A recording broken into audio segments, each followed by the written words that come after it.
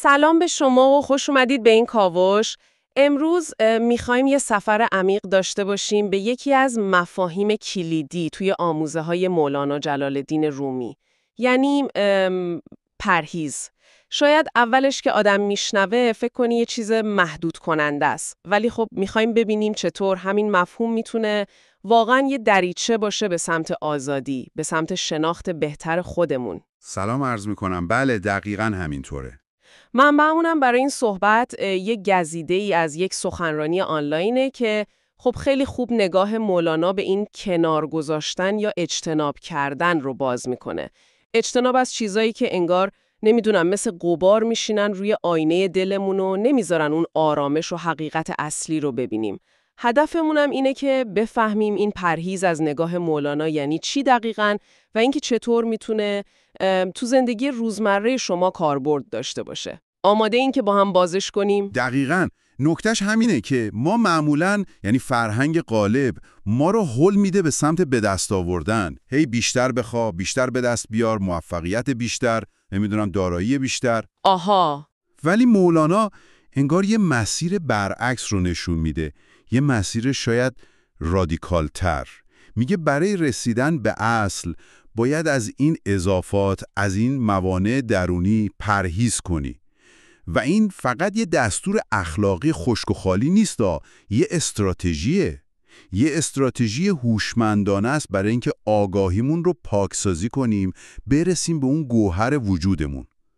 انگار به جای اضافه کردن داریم فضا باز میکنیم. خب پس بیاین از یه سوء تفاهم شروع کنیم که فکر کنم خیلی رایجه. وقتی مولانا میگه نخواستن، نطلبیدن یا همین پرهیز از طلب، منظورش چیه واقعا؟ یعنی دیگه هیچ هدفی نداشته باشیم، هیچ آرزویی، چون اینجوری که خیلی ناامید کننده به نظر میاد. سوال خیلی خوبیه، خیلی مهمه این. نه، اصلا منظور مولانا این نیست که بشینیم دست رو دست بذاریم، بی انگیزه بشیم یا گوشه نشین. ابداً. اون داره به اون بخش پر سر و صدای ذهن ما اشاره میکنه. همون که بهش میگیم من ذهنی یا ایگو. این من ذهنی کارش اینه که دائم دنبال چیزای کوچیک و جزئی باشه. مثلا چی؟ مثلا دنبال تایید دیگران، دنبال مقایسه کردن خودش با بقیه، دنبال اثبات کردن خودش، دنبال یه سری خواسته‌های خیلی مشخص و تعریف شده. مثلا من باید حتما فلان ماشینو داشته باشم، باید به فلان مقام برسم. منبع ما اینو تشبیه میکنه به کسی که رفته تو معدن طلا، ولی به جای اینکه دنبال خود طلا باشه، هی داره دنبال تیکه‌های بی‌ارزش مس و آلومینیوم و حلبی میگرده. چه تشبیه جالبی. آره. در مقابلش مولانا میگه به جای این خردریزها کل رو بخوا، خود گنج رو بطلب، حقیقت رو. مونتا نه با اون ذهن حسابگر، نه با اون ذهنی که هی چرتکه میندازه. پس با چی؟ با کل وجودت، با سکوت درونت، با اون چیزی که بهش میگیم حضور.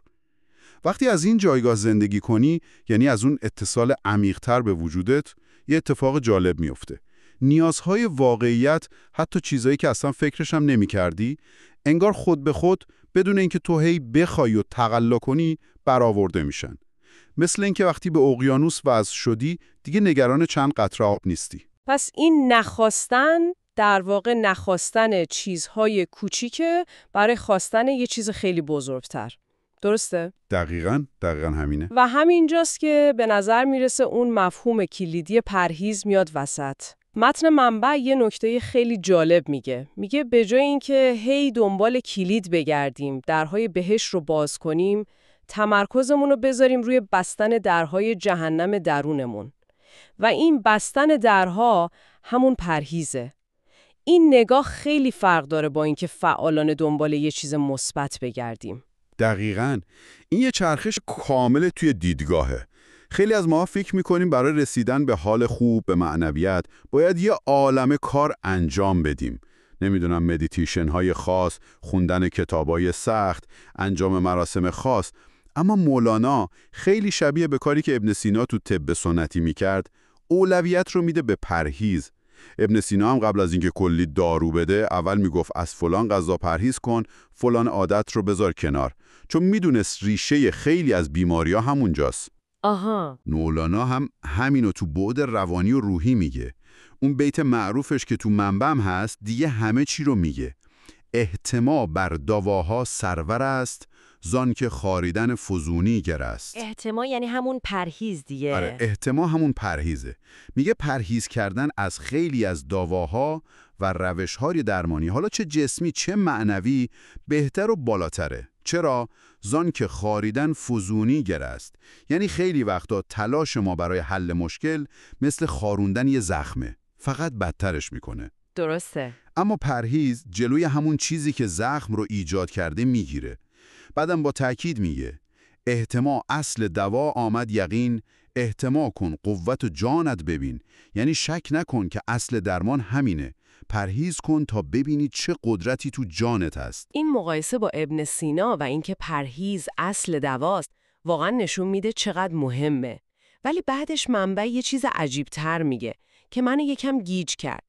میگه همه ما آدما تو پرهیز کردن استادیم. چطور ممکنه اگه استاد بودیم که الان باید خیلی وضعمون بهتر بود؟ بله، اینجاست که اون طنز تلخ داستان معلوم میشه. ما استاد پرهیزیم ولی در جهت اشتباه. جهت اشتباه یعنی چی؟ یعنی ما استادانه داریم از چیزایی پرهیز میکنیم که اتفاقا برامون خوبن. کل عمرمون داریم از نور پرهیز میکنیم، از تسلیم شدن، از شکرگزاری واقعی، از اینکه آگاهانه انتخاب کنیم که شاد باشیم تو همین لحظه. یه مثال بزنم. فرض کن کسی که از بیرون نگاه میکنی به همه چی رسیده. پول، خانواده، موقعیت، ولی ته دلش غمگینه، مضطربه، راضی نیست. چرا؟ خب چرا؟ چون ناخودآگاه سالهاست داره از شادی پرهیز میکنه، از آرامش، از رضایت. انگار یه الگوی ذهنی توش ساخته شده که فقط بلد غم و نگرانی رو انتخاب کنه. از هر چی که بوی خوشی بده فرار میکنه. پس اون مهارت پرهیز رو داریم، عضلش قویه. فقط باید آگاهانه جهتش رو عوض کنیم. عجب نگاه تکون دهنده‌ای. پس ما داشتیم ناخودآگاه درهای بهشت رو می‌بستیم و درهای جهنم درون رو باز می‌ذاشتیم. خب حالا سوال اصلی اینه. اگه قرار جهت رو عوض کنیم، دقیقاً از چی باید پرهیز کنیم؟ مولانا یه لیست بلند بالا میده، مثلا دروغ نگو، غیبت نکن، عصبانی نشو، اینجوری؟ نه، اینم یکی دیگه از قشنگی‌های نگاه مولاناست. به جای اینکه یه لیست تموم نشدنی از بکن نکنها بده که آدمو گیج کنه، یه اصل مادر رو میگه. یه اصل کلیدی. نمیاد بگه از این کار بد پرهیز کن، از اون رفتار منفی پرهیز کن. میگه خداوند ما رو از همه چی پرهیز داده به جز یک چیز. و اون چیه؟ نگاه کردن به وجه الله، به صورت خدا. وجه الله، صورت خدا، این یعنی چی تو نگاه عرفانی؟ منبع اشاره میکنه به آیاتی مثل فَأَیْنَمَا تُوَلُّوا فَثَمَّ وجه الله. یعنی به هر طرف رو کنید اونجا وجه خداست. یا حیث ما کنتم فولوا وجوهکم شطره. هر جا هستید روتون رو به اون سمت کنید. توی تفسیر عرفانی این صورت خدا یا وجه الله همون فضای خالی و آگاه همین لحظه حاله. اون سکوت زنده، اون هوشیاری که زیر لایه فکرها و احساسات ما همیشه هست. آها، پس پرهیز یعنی اجتناب آگاهانه از هر چیزی که این فضا رو میبنده، هر چیزی که این آینه رو کدر میکنه و نمیذاره ما این حقیقت رو تو لحظه ببینیم. خب چی این فضا رو میبنده؟ عامل اصلیش چیه؟ جواب مولانا یک کلمه است: من. همون ایگو، همون نفس، ریشه تمام مشکلات ما. از یه بگو کوچیک تو خونه گرفته تا جنگ‌های بزرگ، تهش برمیگرده به همین منه.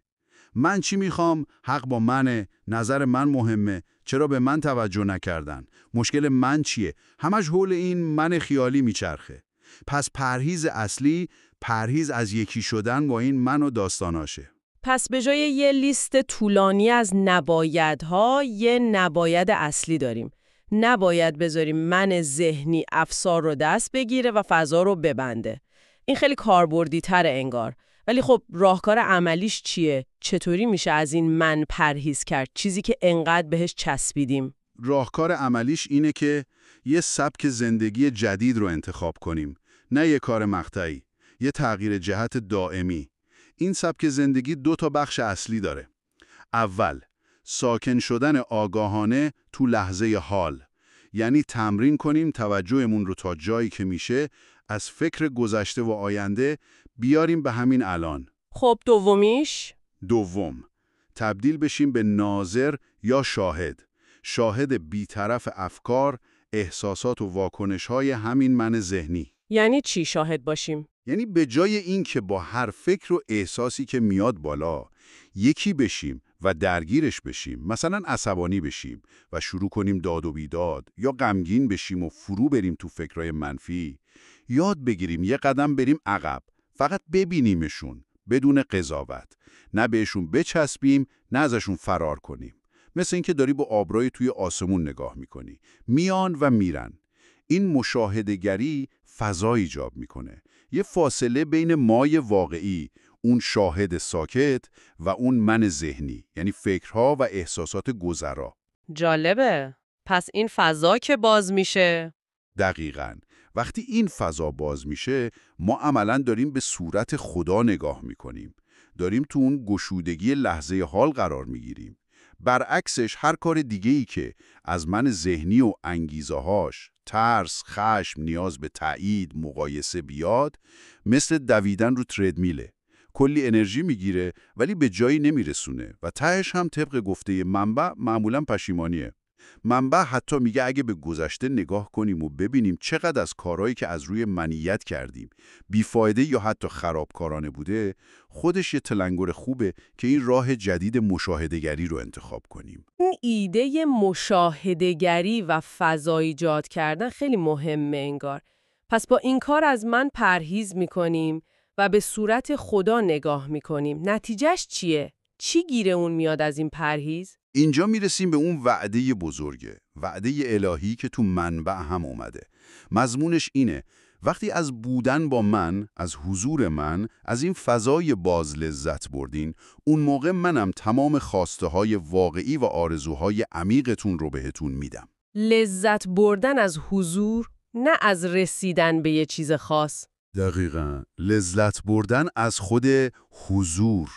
این لذت نتیجه همین فضا باز کردنه، همین مشاهده‌گریه، همین موندن تو لحظه حاله.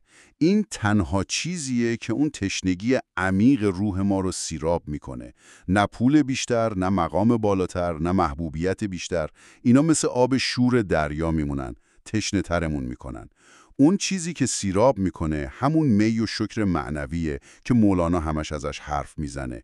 اون شادی بیدلیل، اون آرامش عمیق درونی، اون عشق واقعی و بی‌قید و شرط، اینا از دل همین فضای باز، از همین اتصال به حضور میجوشه.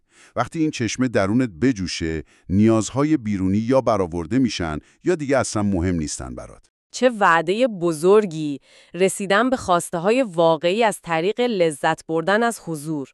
ولی خب این پرهیز از من و موندن تو حضور کار راحتیه؟ به نظر میاد خیلی سخته آدم از این من ذهنی که این همه سال باش زندگی کرده جدا بشه. سوال خوبیه.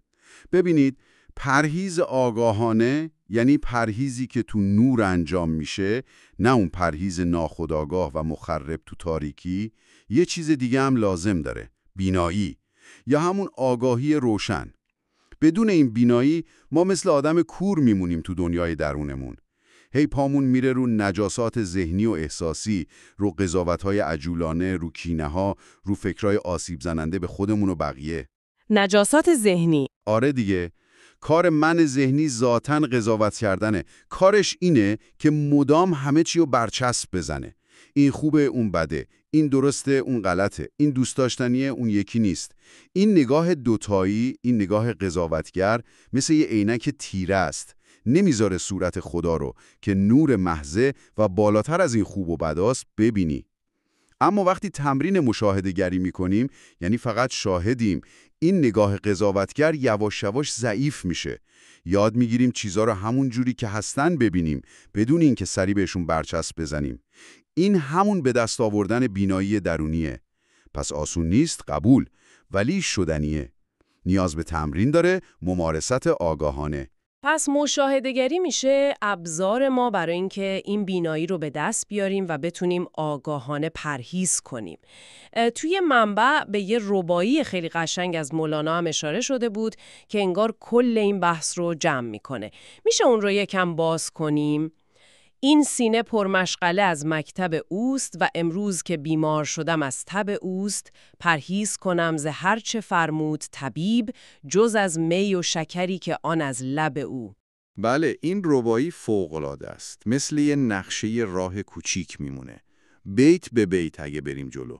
این سینه پرمشغله از مکتب اوست. یعنی چی؟ یعنی این دل و ذهن ما که همش درگیره، همش مشغول هزار تا فکر و خیال و نگرانی و برنامه است، نتیجه چیه؟ نتیجه یکی شدن با مکتب او. یعنی مکتب دنیا، مکتب من ذهنی. همون طرح و نقشه هایی که ایگو برامون میریزه و ما را از همین الان، از لحظه حال میکنه. خب بیت دوم؟ و امروز که بیمار شدم از تب اوست. این بیماری و تبی که ما حس میکنیم، حالا چه اضطراب باشه، چه افسردگی، چه حس پوچی، حتی بیماری های جسمی که ریشه روانی دارن، ریشش کجاست؟ نه تو مشکلات ظاهری، بیپولی، مریضی، مشکلات رابطه، اینا علامتن فقط. ریشه اصلی بیماری تب اوست، یعنی تب دوری از او، دوری از خدا، از حضور، از حقیقت. تبی که از ناتوانی دیدن صورت خدا میاد، چون ذهنمون شلوغه، چون حجاب من جلوی چشممونه. و درمانش؟ پرهیز کنم ز هر چه فرمود طبیب. آفرین. حالا راه درمان چیه؟ طبیب واقعی یعنی خدا یا اون راهنمای درونیمون یه دستور اصلی داده. پرهیز. از چی پرهیز کنیم؟ ز هر چه. یعنی از همه اون چیزایی که مشغلمون کرده، از همه اون چیزایی که ما رو از او دور میکنه، از همه بازیهای من ذهنی. ولی یه استثنا داره، جز از می و شکری که آن از لب اوست. دقیقاً، یه جزء مهم داره. از همه چی پرهیز کن بجز اون اون شراب معنوی و اون شکر، اون شیرینی که مستقیم از لب اون میرسه. یعنی از سرچشمه حضور الهی، از اتصال به حقیقت. این همون لذت و شادی و آرامشیه که گفتیم از طریق فضا باز کردن و مشاهده‌گری و موندن تو لحظه حال به دست میاد. این تنها چیزیه که نه تنها اشکال نداره دنبالش باشیم، بلکه اصلا باید دنبالش باشیم. چه جنبندی شفاف و قشنگی. پس همه تلاش‌ها و فکرای ما خودشون بخشی از بیماری‌ان و راه درمان پرهیز از همه اوناست، مگر چشیدن طعم حضور. این منو میرسونه به نکته آخری که تو منبعم خیلی روش تاکید بود، قدرت پیشگیرانه پرهیز. انگار پرهیز کردن خیلی مؤثرتر از درمان کردنه. دقیقاً. شاید این مهمترین نکته عملی پرهیز باشه. پرهیز از این که اصلاً وارد بازی‌های من ذهنی بشی خیلی خیلی قوی‌تر و کم‌هزینه‌تر از اینه که اول کامل بیفتی تو دامش، بعد بخوای با کلی زحمت خودو بکشی بیرون. مثل چی مثلا؟ مثلا درگیر شدن توی یه بحث بیفایده فقط برای اینکه ثابت کنی حق با توئه، یا هی فکرای منفی رو تو ذهنت تکرار کنی، یا خودتو با بقیه مقایسه کنی. اگه از همون اول جلوشو بگیری خیلی راحت تری. منبع مثال سیگار رو میزنه که خیلی خوبه. اینکه اصلاً اولین سیگار رو نکشی بی نهایت بهتر و سالمتر از اینه که سیگاری بشی و بعد بخوای با ورزش سنگین و رژیم سخت ضررهاشو جبران کنی که تازه کاملا جبران نمیشه معمولاً. درسته. تو مسیر معنوی هم همینه. جلوی اون جرقه اولیه خشم، حسادت، قضاوت یا فرو رفتن تو فکر منفی رو اگه بگیری خیلی کارآمدتره تا اینکه بذاری کل وجودتو بگیره و بعد بخوای با کلی تکنیک پاکسازیش کنی. اصل درمان پیشگیریه، یعنی بستن در ورودی به روی اون چیزی که فضا رو میبنده قبل از اینکه ما رو تو خودش غرق کنه. بسیار خوب. فکر میکنم یه تصویر خیلی روشن از مفهوم پرهیز تو نگاه مولانا پیدا کردیم. پس پرهیز یعنی بیخیال آرزوها شدن نیست؟ نه اصلاً. بلکه یعنی آگاهانه نذاریم بیفتیم تو دام من ذهنی، تو دام قضاوت‌ها، مقایسه‌ها و هر چیزی که ما رو از حضور تو لحظه حال، از تجربه اون فضای باز و آروم درونمون دور میکنه و ابزار اصلیش هم مشاهده‌گری و به دست آوردن بینایی درونیه. و این پرهیز آگاهانه، این بستن فعالانه درهای جهنم ایگو در واقع دروازه‌ای به سمت اون چیزی که هممون ته دلمون دنبالشیم. آرامش پایدار، شادی بیدلیل، عشق واقعی و آخرش هم برآورده شدن نیازهای اصلیمون، اونم به شکلی طبیعی و خیلی فراتر از حساب کتابای محدود من ذهنی. این دعوت مولاناست برای اینکه فضا رو برای حضور الهی تو زندگی روزمره‌مون باز کنیم. و به عنوان یه فکر نهایی برای شمایی که همراه ما بودید، همین الان، همین لحظه که این حرفا رو میشنوید، یه نگاهی به درون خودتون بندازید. میتونید یه فکر، یه احساس یا یه واکنش تکراری من ذهنی رو پیدا کنید که همین الان یا تازگی یا فعال بوده. اولین قدم کوچیکتون برای پرهیز از یکی شدن با اون چی میتونه باشه؟ نه اینکه سرکوبش کنید، فقط مشاهدش کنید. یه ذره فضا بین خودتون و اون ایجاد کنید. شاید همین توجه آگاهانه شروع یه تغییر بزرگ باشه.